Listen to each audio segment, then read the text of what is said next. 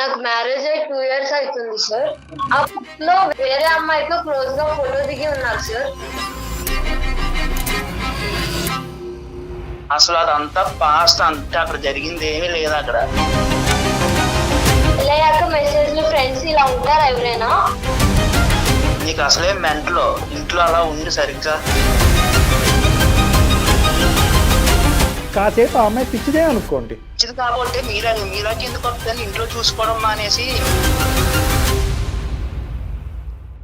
మామూలుగా ఉండదండి చెప్తున్నాను. మీరు చేసినంత చేసి మళ్ళీ పిచ్చి అంటారేంటి? నువ్వు ఆఫీస్కి వెళ్ళినప్పుడల్లా ఫోన్ కాల్స్ మాట్లాడుకుంటూ ఉంటారు. నువ్వు నా ఫ్రెండ్ అనుకుంటూ మెసేజ్లు పంపించుకుంటారు. మరి రమేష్కి అది ఓకే అయితే కనుక మాకు ఓకే.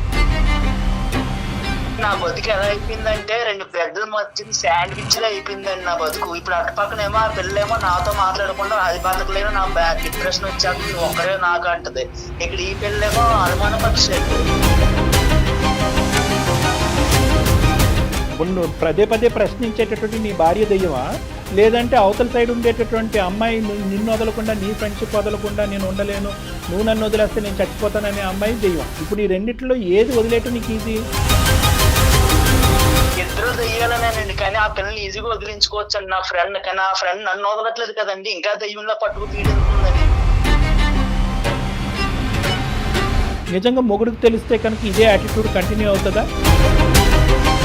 నీకు బంగారం లాంటి భార్య వచ్చింది, నువ్వు శాండ్విచ్ అనుకో, నువ్వు ఒక్క అమ్మాయి చేతిలో నలిగిపోతున్నావు, నీ భార్య చేతిలో నువ్వేం నలిగిపోవట్లే.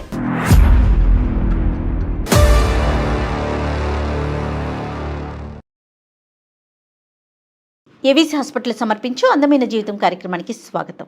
నమస్తే డాక్టర్ గారు. నమస్తే జయ గారు. శ్వేత అని ఒక అమ్మాయి మనకి మెయిల్ చేసిందండి. శ్వేత అనుమానం పెనుభూతం. ఆ అనుమానం ఎలా అంటే ఎవరికి వారు విడిపోయి సపరేట్ అయిపోయేదాకా కూడా తీసుకెళ్ళిపోతుంది. సో శ్వేత అలాంటి ఇష్యూనే మన దాకా తీసుకొచ్చింది డాక్టర్ గారు. కాల్ చేసేస్తానండి ఒకసారి. తప్పకుండా.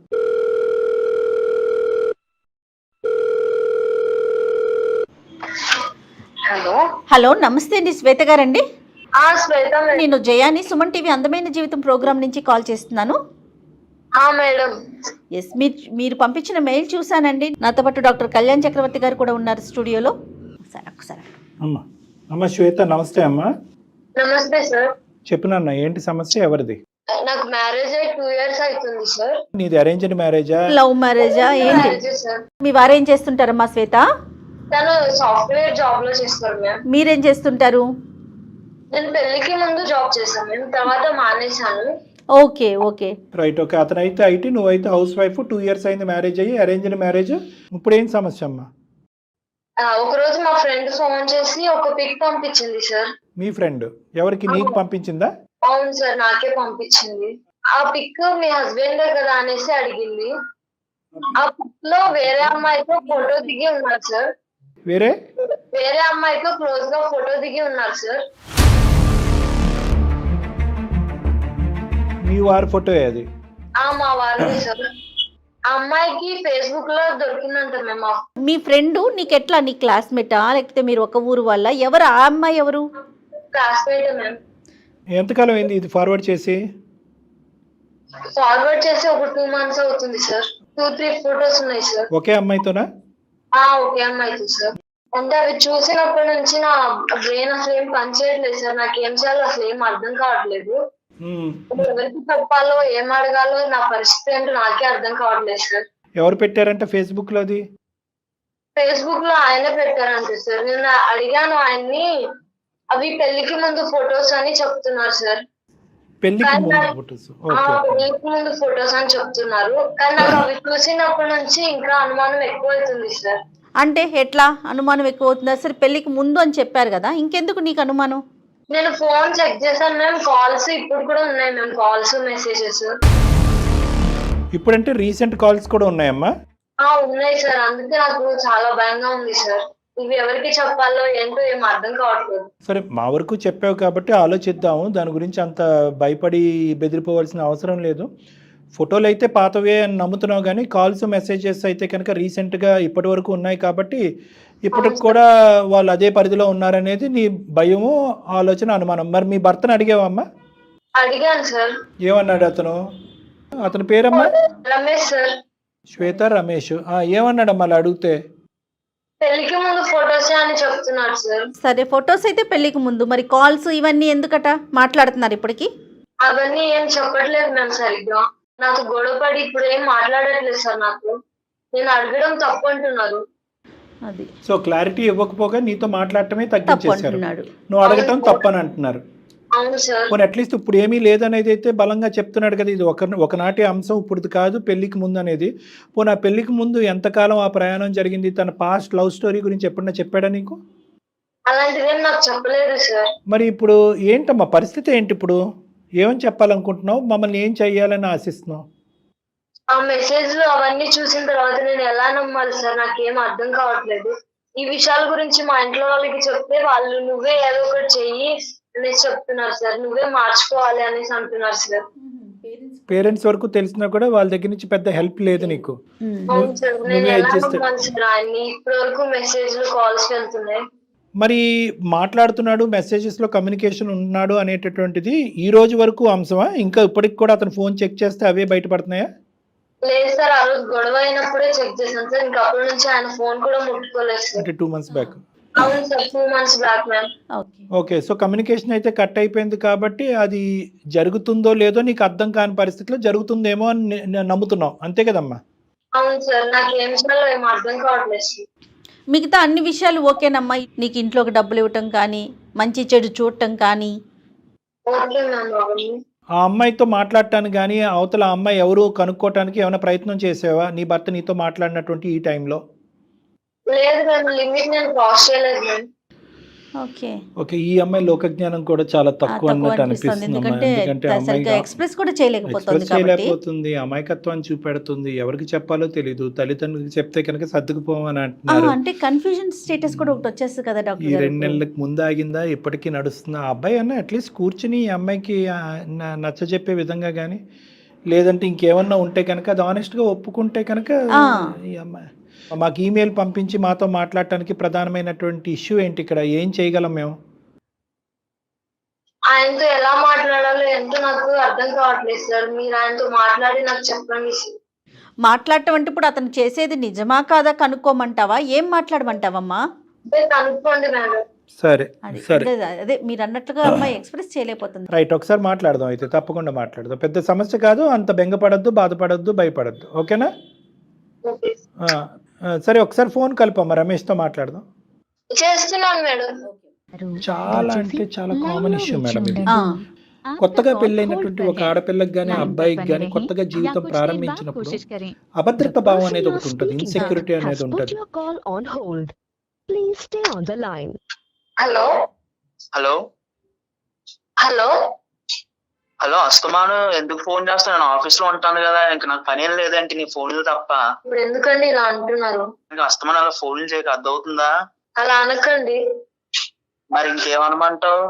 నీకు అసలే మెంట్లో ఇంట్లో అలా ఉండి సరిగ్గా ఫోన్లు చేయక అస్తమాను. ఇక్కడ నాకు ఆఫీస్ ప్రెజర్, నీ ప్రెజర్ ఎక్కువైపోతుంది. తెలిసినంత మీరు చేసి ఇప్పుడు ఎందుకు ఇలా అంటున్నారు? ఏం చేశాను? నేను చెప్పాను కదా ఆల్రెడీ, అదంతా పాస్ట్ అని. పెళ్లి అయిన తర్వాత అసలు ఏం చేయలేదని చెప్పాను కదా. నువ్వు నా మాట వినడం మానేసి ఎవరు ఊరు ఇల్లు చెప్పిన వాళ్ళు ఎన్ని వింటా నా మీద పడి తింటున్నావు నువ్వు. అవన్నీ మెసేజ్ అవన్నీ ఎందుకండి మరి?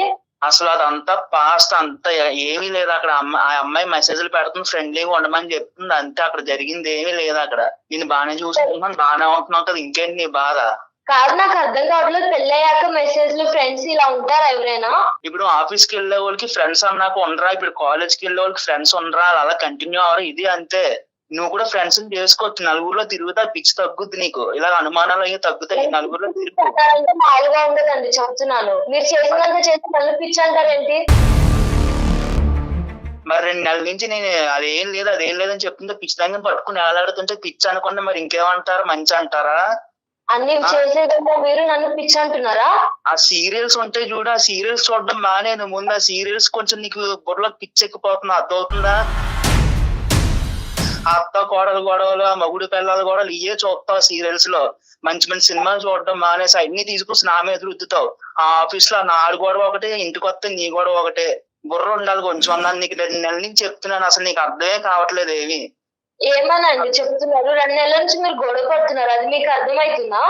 గొడవ పడేది ఎవరు, నువ్వా నేనా? అది తెలుసుకో ఫస్ట్. నీకు అది ఉంది, ఈ సంబంధం ఉంది, గొడవ పడేది నువ్వు నేనా? మళ్ళీ నన్ను అంటూ అటు తిరిగి ఇటు తిరిగి చేసినట్టు చేసి ఇప్పుడు చెప్తున్నారా? రమేష్ గారు నమస్తే అండి.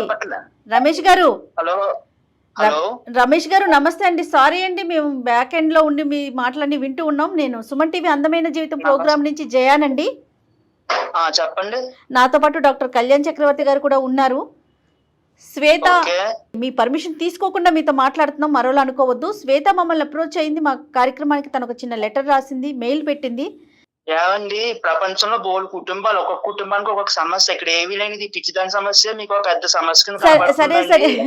అది పిచ్చి సమస్య మంచి సమస్య అది ఆ అమ్మాయి వరకైతే మాట్లాడదాం, ఆ కానీ అమ్మాయికి సమస్య కదా నాన్న రమేష్. అది ఎవరి ఇప్పుడు సమస్యలకి ఎక్కువ కదా. ఏమండి, నాకు బోల్డ్ సమస్యలు ఉన్నాయండి. ఇప్పుడు అన్ని చెప్పుకుంటా కూర్చుంటే ఎవరు అక్కలే ఆ బోల్డెన్ సమస్యలు ఏమండి? మాకొద్దు. ఒకటి రమేష్ గారు, అన్ని బోల్డెన్ సమస్యలు వినే ఓపిక ఓర్పు సహనం మాకు లేదు. అంత టైం నీకు కూడా లేదు. ఇష్టం లేనప్పుడు మేము చెప్పమని మిమ్మల్ని బలంతో పెట్టాం.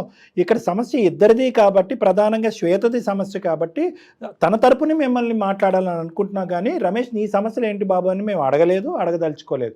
కాసేపు ఆ అమ్మాయి పిచ్చిదే అనుకోండి, కానీ ఈ అంశాల గురించి కాబట్టి అమ్మాయి పిచ్చిదే, మీకు తెలియట్లేదు. పిచ్చిది కాబట్టి మీరాకి ఎందుకు వస్తాను ఇంట్లో చూసుకోవడం మానేసి మీకు అర్థం కావట్లేదు. అక్కర్లేదమ్మా నాన్న.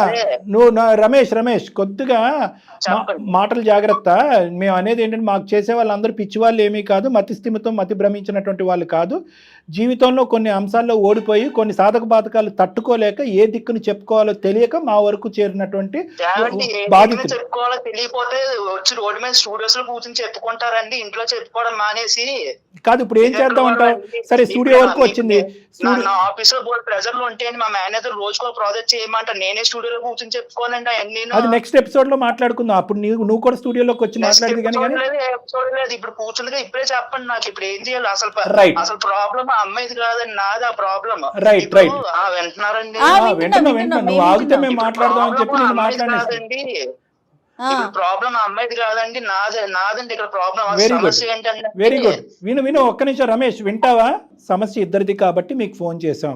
నువ్వు తప్పు చేసావనో నువ్వు నేరస్తుడు అనేటటువంటి మాట మేము అనలేదు, అనం కూడా. ఎందుకంటే కనుక మాకు ఇప్పుడుకొచ్చి నిజాలు ఏంటి అనేది మాకు తెలియదు.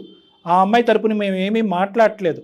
ఒక సిచ్యువేషన్కి ఒక క్లారిటీ తీసుకొస్తే ఈ 2 years పాటు జరిగినటువంటి మీ ప్రయాణం సాఫీగా స్మూత్గా ముందుకెళ్ళి నలుగురు మధ్యలో పరువు పోకుండా ఉండేటటువంటి విధంగా చేసేటటువంటి ప్రయత్నమే మా ప్రయత్నం. ఇప్పుడు నేను బాధితుడిని అంటున్నావు కదా, నువ్వు ఎలా బాధితుడు అనేటటువంటిది మేము ఎక్కడ మిమ్మల్ని బ్రేక్ చేయం, ఆపం. నువ్వు ఎలా బాధితుడు, నువ్వు ఎలా ఇబ్బంది పడుతున్నావు నీ వర్షన్ చెప్పు, మేము వింటాం. పెళ్ళై 2 years అయ్యిందండి. అందంగా ఉండాలి కదండి. ఎవరో వాళ్ళ ఫ్రెండ్ అంటండి ఏదో ఫేస్బుక్ లో ఫోటోలు పంపిందంటండి. ఎవరి ఫోటోలు అవి? అనుమానం. ఎవరి ఫోటోలు? నాదిను నా ఫ్రెండ్ దండి. ఈ మాది పట్టుకొని ఇంక నాకు ఏదో లింక్ ఉంది అంటుందండి. ఏదో బీటెక్ లోనే ఎప్పుడో అక్కడ లవ్ లో ఉన్నావండి, ఫోటోలు దిగా అప్లోడ్ చేసావు. అదంతా అయిపోయింది, అప్పుడే అయిపోయింది. ఆ అమ్మాయికి నాకు ఇప్పుడు అసలు నేను అమ్మాయితో అంత క్లోజ్ గా కూడా లేను. అప్పుడప్పుడు అమ్మాయి ఫోన్ చేసి మెసేజ్ పడుతుందండి. నేను అమ్మాయికి చెప్పాను ఆల్రెడీ పెళ్లి అయిపోయింది వదిలేయమని. కానీ ఆ అమ్మాయి ఏంటంటే, అమ్మాయికి నేను అంటే ఇష్టం అంటండి. కొన్ని ఫ్రెండ్లీగా ఆయన ఉండు, నువ్వు తప్ప నాకు ఇంకెవరు తెలుసు, ఫ్రెండ్షిప్ కోసం దాంట్లోనే ఉండని చెప్పేసి ఆ అమ్మాయి అస్తమానం మెసేజ్లు పెట్టడం, అది పెట్టడం ఇది పెట్టడం చేస్తా ఉంటదండి. కాదు నువ్వు అమ్మాయికి చెప్పావా నాకు ఇలా పెళ్లి అయింది, ఇప్పుడు మెసేజ్లు పెడితే కనుక నా భార్యతోని నాకు గొడవలు అవుతున్నాయి, గొడవలు అవ్వచ్చు అన్నట్టుగా చెప్పావా? నేను ఆల్రెడీ అమ్మాయికి అన్ని చెప్పానండి. అమ్మాయి జస్ట్ ఫ్రెండ్స్ కోసం అంతే, ఏమీ కాదని చెప్పి అలా కాదు. అలా కాదు, ఇప్పుడు ఓన్లీ ఫ్రెండ్స్ జస్ట్ ఫ్రెండ్షిప్ అయినా కూడా ఇక్కడ భార్యాభర్తల మధ్యన ఎవరి ఆలోచన శైలి ఎలా ఉందో అనేది మనకు తెలీదు. కొంతమంది బ్రాడ్ గా ఆలోచించవచ్చు, కొంతమంది నేరోగా ఆలోచించవచ్చు. అందులో ఏంటంటే నీ భార్యకి పెద్ద అంత లోకజ్ఞానం అంత ఇంగితం ఉన్నట్టుగా నాకు అనిపించట్లేదు. ఆ అమ్మాయి కొద్దిగా నేరో మైండ్, ఆ అమ్మాయి ప్రపంచం చాలా చిన్నది అన్నట్టు అనిపిస్తుంది. అందులో అనుమానాలు రావడానికి అవకాశం ఎక్కువ ఉంటుంది. అది 2 years బట్టి నువ్వు కూడా 2 years బట్టి నువ్వు బాగా పసిగట్టి ఉండొచ్చు ఈ అమ్మాయికి లోకజ్ఞానం తక్కువనే. అలాంటప్పుడు అమ్మ మహాతల్లి నువ్వు దూరంగా ఉండు, ఫ్రెండ్షిప్ కాస్త అయిపోయింది, ఇప్పుడు అవి ఏమీ వద్దు, ఈ మెసేజ్లు ఏమాత్రం నా భార్య చూస్తే ప్రాబ్లం అవుతుందని మీరు కొద్దిగా గట్టిగా వారించుంటే ఆ అమ్మాయి ఆపేసి ఉండేదేమో కదా.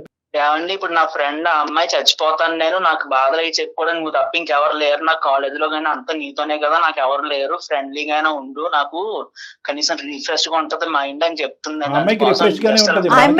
మధ్యలో మీ జీవితం కదా నాశనం అవుతుంది. ఆ అమ్మాయికి మ్యారేజ్ అయిపోయిందా? ఆ అమ్మాయికి మ్యారేజ్ అయిపోయింది, భర్త ఉన్నాడు, 2 పిల్లలు కూడా ఉన్నారండి. అయినా కానీ నీతో మాట్లాడటానికి ఇష్టపడుతుంది. మరి భర్తకు తెలియకుండానే మాట్లాడుతుంది ఆవిడ? భర్తకు తెలుసో తెలీదో మరి నాకు తెలియదండి. మరి అది చాలా ఇంపార్టెంట్, నువ్వు క్లారిటీ తెచ్చుకోవాలి. ఆ. లేదంటే మీ వైఫ్తో పాటు ఇంకోటి మొదలవుతాడు నీ వెనకాతల పట్టానికి.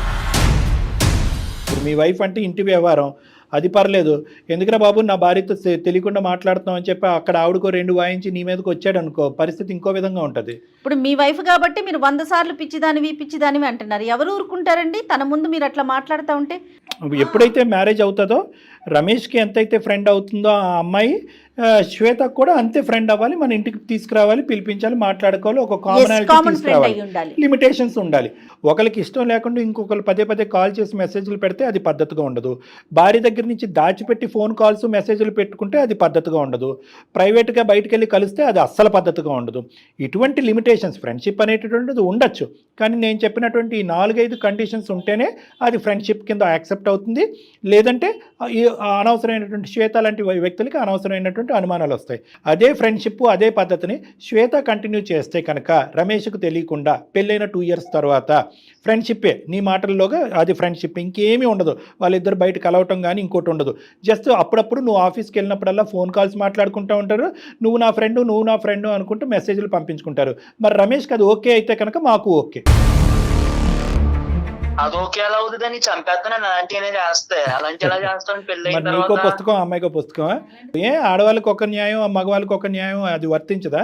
న్యాయం కాదండి. మరి- నా బతుకు ఎలా అయిపోయిందంటే 2 పెద్దల మధ్య శాండ్విచ్ లో అయిపోయిందండి నా బతుకు. ఇప్పుడు అటు పక్కనేమో ఆ పిల్లేమో నాతో మాట్లాడకుండా అది బతకలేను, నా డిప్రెషన్ వచ్చేస్తుంది, నువ్వు ఒక్కడే నాకు అంటది. ఇక్కడ ఈ పిల్లేమో అనుమాన పక్షి అండి. ఈ శాండ్విచ్ లో 2 విచ్చులు ఉన్నాయి, అటు దెయ్యం ఇటో దెయ్యం. ఇప్పుడు ఎవరు నీకు పెద్ద ప్రాబ్లం అనేది నువ్వు తేల్చాలి కదా. ఇప్పుడు నువ్వు పదే ప్రశ్నించేటటువంటి నీ భార్య దెయ్యమా, లేదంటే అవతల సైడ్ ఉండేటటువంటి అమ్మాయి నిన్ను వదలకుండా, నీ ఫ్రెండ్షిప్ వదలకుండా నేను ఉండలేను, నువ్వు నన్ను వదిలేస్తే నేను చచ్చిపోతాననే అమ్మాయి దెయ్యమా? ఇప్పుడు ఈ రెండిట్లో ఏది వదిలేయటం నీకు ఈజీ?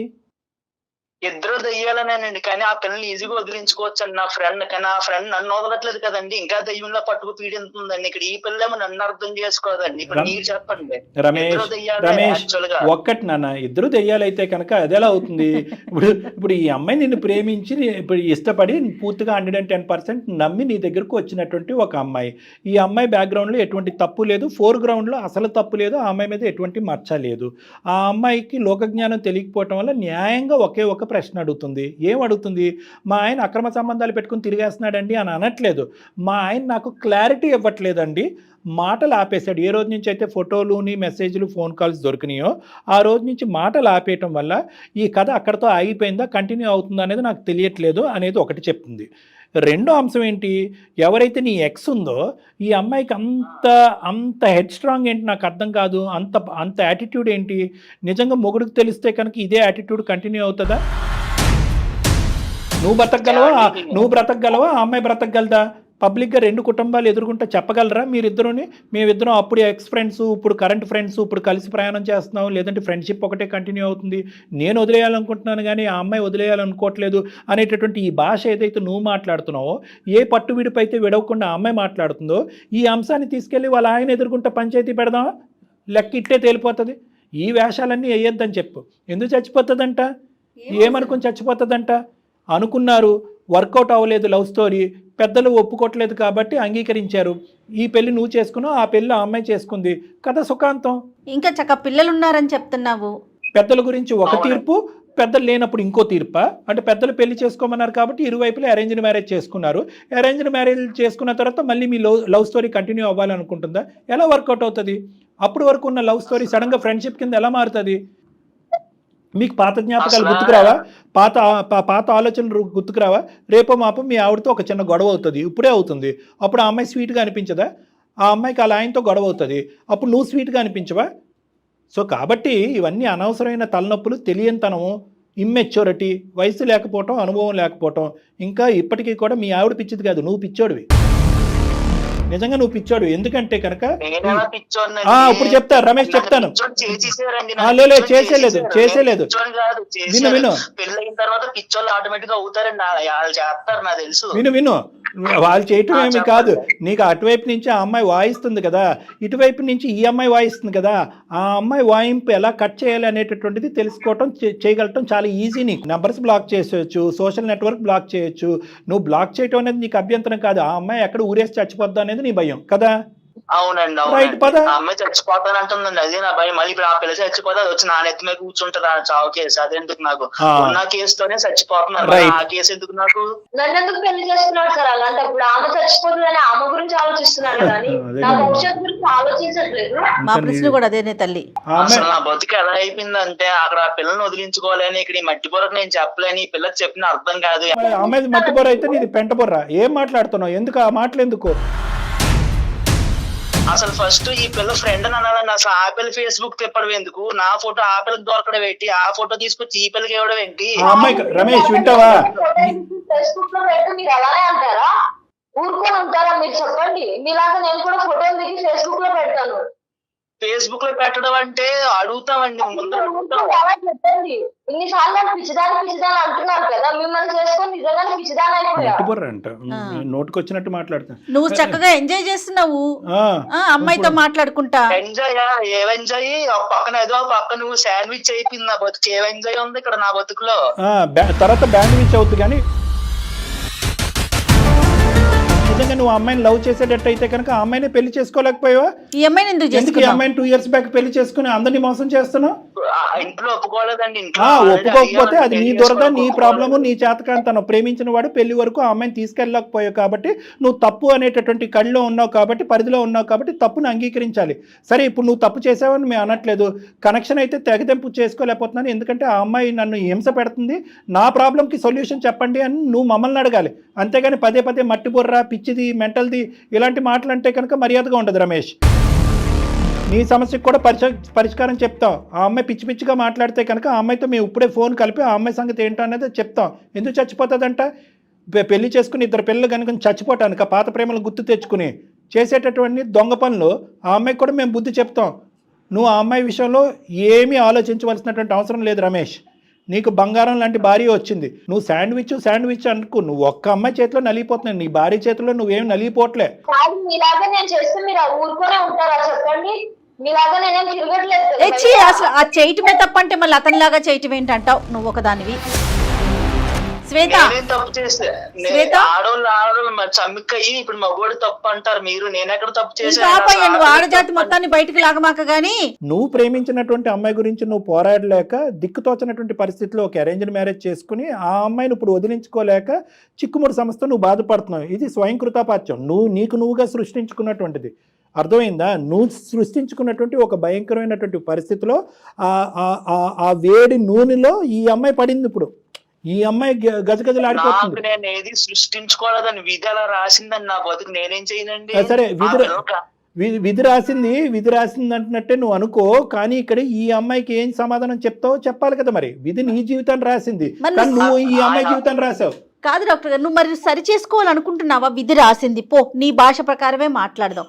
విధే రాసింది అనుకుందాం. మరి నీ జీవితాన్ని నువ్వు సరి చేసుకోవాలనుకుంటున్నావా, అనుకోవట్లేదు? అది చెప్పు రమేష్. నేను ఖచ్చితంగా సరి చేసుకోవాలని అనుకుంటున్నాను, కానీ ఆమె అమాయకత్వంతో, ఆమె ఏంటంటారు అలాగా నా అనుమానాలతోటి నన్ను అలా హింసిస్తుంది. నేనేం చేయను రమేష్. ఆ పరిస్థితుల్లో ఎవరున్నా అలాగే చేస్తారమ్మా. అనుమానం ఎలా అవుతుంది అయ్యా? ఉన్నదే కదా. నువ్వు ఫోన్ కాల్స్ మాట్లాడకుండా మాట్లాడింది అంటుందా? మెసేజ్లు పంపించకుండా పంపించింది అని అంటుందా? ఫోటోలు చూడకుండా ఫోటోలు ఉన్నాయని అంటుందా? అన్నీ ఉన్నవే కదా. నీ వర్జన్ ఏంటంటే స్లోగా ఆ ప్రేమను కట్ ఆఫ్ చేసేస్తున్నానండి, అవతల ఆ అమ్మాయి నుంచి వచ్చే థ్రెట్ తట్టుకోలేక. కానీ యువతలు నిలబడినటువంటి భార్యకి ఏమనిపిస్తుంది? అప్పుడు స్టోరీ ఇప్పుడు కూడా కంటిన్యూ అవుతుంది అన్నట్టే మాట్లాడుతుంది. సో కాబట్టి ఏంటంటే ఆ అమ్మాయి షూస్ లో ఒక్కసారి నిలబడి ఆలోచించు. ఇప్పుడు అయింది ఏదో అయిపోయింది, పాస్ట్ ఈజ్ పాస్ట్ అండి. ఇప్పుడు ఆమె బాధపడుతుంది, నేను బాధపడుతున్నాను. ఏం చేయమంటారు చెప్పండి? Very good. ఇప్పుడు దారిలోకి వచ్చా, మంచిగా చెప్తాను, మంచిగా విను. ఏమీ ప్రాబ్లం లేదు, ఈజీగానే ఇలాంటి కొన్ని వందల వేల కేసులు చేసినటువంటి అనుభవంతో మేము చెప్తున్నాము. ఇక్కడ ఎవరు సూసైడ్ చేసుకోరు, ఏదో జరిగిపోతుంది అని కూడా నేను అనుకోవట్లేదు. అర్థమైందా? ఎందుకంటే ఆ అమ్మాయి కూడా ఒక బరువు ఉంది, ఒక బాధ్యత ఉంది, ఒక కుటుంబం ఉంది, చక్కటి భర్త ఉన్నాడు, ఓకే, 2 పిల్లలు ఉన్నారు. ఆ అమ్మాయికి కూడా ఆలోచింపజేసేటటువంటి విధంగా నేను జయ మేడం మేము తర్వాత నీ ఫోన్ పెట్టేసిన తర్వాత ఆ అమ్మాయితో ప్రత్యేకంగా మేము ఫోన్లో మాట్లాడతాం. ఫోన్లో మాట్లాడి ఆ అమ్మాయి కొద్ది పద్ధతి నేర్పిస్తాం, కొద్దిగా అరికట్టేటటువంటి ప్రయత్నం నేర్పిస్తాం, నయానో భయానో చెప్తాం, కొద్దిగా ఆలోచన బ్రెయిన్లో పెడతాం. Right sir. ముందుగా ఇక్కడ ఒక పాయింట్ మాకు ఈమెయిల్ పంపించినటువంటి శ్వేత అర్థం చేసుకోవాలి. ఇక్కడ ఏంటంటే నీ భర్త ఒకానొక ప్రేమికురాలతో మాట్లాడాడు. ఎందుకు మాట్లాడాడు? ప్రేమను ఏం కంటిన్యూ చేయట్లేదు.